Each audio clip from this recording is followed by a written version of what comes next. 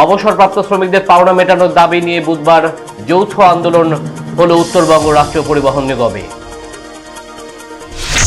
Vote আবহে উত্তপ্ত হচ্ছে রাজনৈতিক পরিবেশ, মাথাভাঙার বিজেপি কর্মীর উপর হামলার অভিযোগ উঠেছে।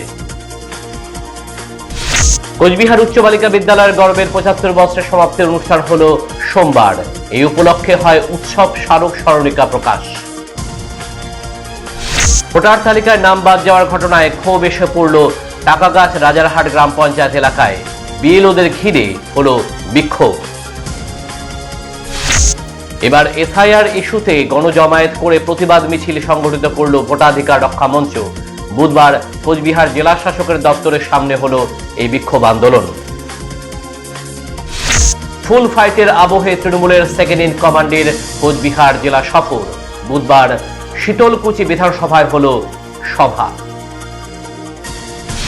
দিনহাটায় এসে রাজ্যের মন্ত্রী উদয়ন গুহকে গুন্ডা বলে সম্বোধন করলেন বিজেপি নেতা তথা কেন্দ্রীয় প্রতিমন্ত্রী সুকান্ত মজুমদার।